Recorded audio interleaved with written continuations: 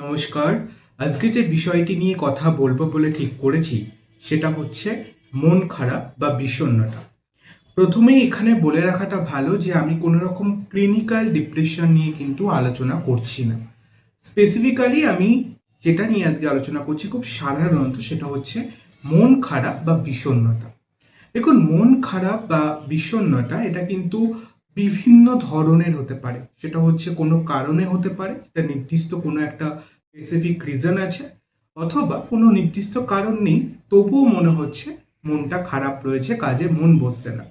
অনেকে রয়েছেন যারা 10টা 5টা ডিউটি করছেন, কাজ থেকে বাড়ি ফিরছেন, রাত্রিবেলা আবার ঘুমোচ্ছেন খাওয়া দাওয়া করে, আবার পরের দিন সকালবেলায় কাজে চলে যাচ্ছেন, কিন্তু কোথাও গিয়ে মনে হচ্ছে যে লাইফে যে হ্যাপিনেস সেটা দিন দিন হারিয়ে যাচ্ছে, লাইফের অ্যাকচুয়াল ভ্যালুটা সেটা দিন দিন হারিয়ে যাচ্ছে। অর্থাৎ কোনো নির্দিষ্ট কারণ বা কোনো নির্দিষ্ট কারণ ছাড়াই যে অকারণে মন খারাপ বা বিষণ্ণতা, সেখান থেকে কি করে নিজেকে বের করতে পারবেন। আমি প্রথমেই খুব নির্দিষ্টভাবে বলতে চাই এবং দায়িত্ব সহকারে বলতে চাই, যদি এই ভিডিওটা দেখার পরে আমার বলা প্রত্যেকটি কথা যদি নিজের নিজের লাইফে আপনারা অ্যাড করতে পারেন, আবারও বলছি দায়িত্ব সহকারে, এই ধরনের যে সমস্যা যেটা মন খারাপ বা বিষণ্ণতা, এই ব্যাপারটা থেকে কিন্তু আপনারা খুব সহজে বেরিয়ে আসতে পারবেন। হ্যাঁ, আমি প্রথমে যেটা বলবো সেটা হচ্ছে নাম্বার ওয়ান, আপনার সব থেকে প্রিয় যে জিনিসটি পছন্দ, সেটা কোনো খাবার হতে পারে, বা আপনি কোনো জায়গায় ঘুরতে যেতে পছন্দ করেন, কিংবা কোনো ওয়েব সিরিজ দেখতে পছন্দ করেন, যেটাই আপনার সব থেকে প্রিয় বা যেটাই আপনার সব থেকে খুব কাছের বা খুব ভালো লাগার একটি বিষয় বলে মনে হয়, যদি সেই জিনিসটার সঙ্গে আপনার ব্যস্ততম দিনের শেষে যে সময়টা আপনার অবসর সময় বা ফাঁকা সময়, সেই সময়টা যদি সেই বিষয়গুলো নিয়ে আপনি ডুবে থাকতে পারেন বা সেই বিষয়গুলোর সঙ্গে যদি ইনভলভ থাকতে পারেন, দেখবেন অনেক ভালো থাকবেন। এটা কিন্তু ম্যাজিকের মতন কাজ করে।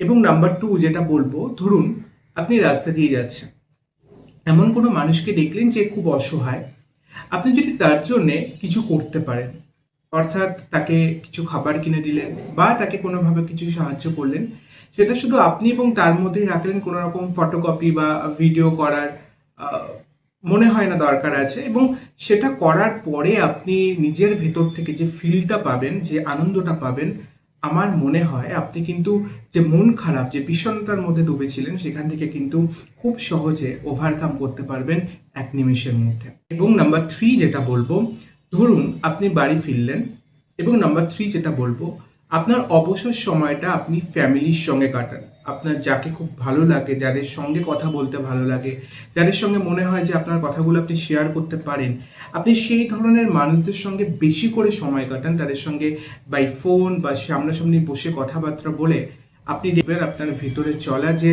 অবসাদ বা ক্লান্তি বা যে মন খারাপ, সেটা কিন্তু খুব সহজেই চলে যাবে এবং অবশ্যই এটা কিন্তু একটা ম্যাজিক করবে।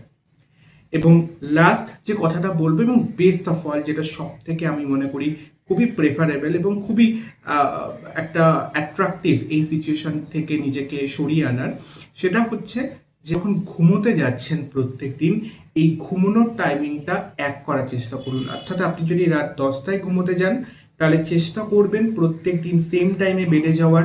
যদি 9টার সময় যাচ্ছেন, চেষ্টা করবেন প্রত্যেক দিন রাত 9টার সময় ঘুমোতে যাওয়ার।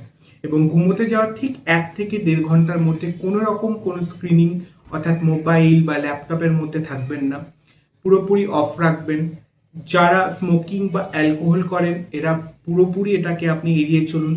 এবং লাস্ট যেটা বলবো সেটা হচ্ছে, ঘুমোতে যাওয়ার আগে 1.5 থেকে 2 ঘন্টার মধ্যে কোনো রকম কড়া বা ক্যাফিন জাতীয় বা কফি জাতীয় বা চা জাতীয় কোনো খাবার খাবেন না, স্পাইসি জাতীয় কোনো খাবার খাবেন না, খুব নর্মাল লিমিটেড খাবার খাবেন।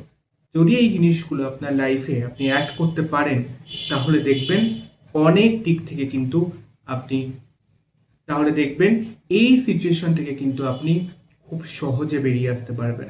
এবং দায়িত্ব নিয়ে বলছি, আবারও বলছি, এই জিনিসগুলো যদি আপনার লাইফে আপনি অ্যাড করতে পারেন, খুব সহজে এই ক্লান্তি, অবসাদ বা মন খারাপ, এই বিষয়গুলো থেকে দূরে আসতে পারবেন। কারণ আমরা তখনই মন খারাপ বা অবসাদে ভুগি যখন আমাদের শরীরে বিভিন্ন ধরনের হরমোনাল ডিসব্যালেন্স হয়। বিশেষ করে আমাদের ব্রেন থেকে যখন ডোপামিন নামক একটি হরমোনের কম নিঃসরণ হয়, যেটাকে আমরা হ্যাপি হরমোন বলি। স্পেসিফিক্যালি যে কাজগুলো আমি বললাম, এগুলো যদি আপনি আপনার লাইফে অ্যাড করতে পারেন, তাহলে কিন্তু বিভিন্ন ধরনের শারীরিক ক্রিয়া প্রতিক্রিয়া, বিভিন্ন হরমোনাল যে ডিসব্যালেন্সগুলো ছিল, এগুলো কিন্তু ধীরে ধীরে ঠিক হবে এবং ডোপামিন যে হরমোনটা, এটাও কিন্তু ঠিকঠাক নিঃসরণ হবে। সুতরাং মেডিকেলি, সায়েন্টিফিক্যালি এবং বাস্তব বিষয়গুলোকে কানেক্টেড করলে আমাদের লাইফ কিন্তু অনেক সহজ হতে পারে। সুতরাং ভালো থাকুন, সুস্থ থাকুন এবং হ্যাঁ, আমার সঙ্গে যদি আপনারা যোগাযোগ করতে চান বা যদি কোনো বিষয় নিয়ে মনে হয় যে এটার ওপর ভিডিও দিতে, আমি চেষ্টা করব ভিডিও দিতে। সেক্ষেত্রে আমি ইউটিউবে আমার রিতম এক্সেল, ইনস্টাগ্রামে ইটস রিতম দে অ্যান্ড ফেসবুকে রিতম দে নামে প্রোফাইল আছে। যদি চাইলেন আপনারা কানেক্টেড হতে পারেন, কোনো অসুবিধে বা সমস্যা জানাতে পারেন, আমি চেষ্টা করব তার কিছু সমাধান দেওয়ার। অনেক ভালো থাকুন, সুস্থ থাকুন।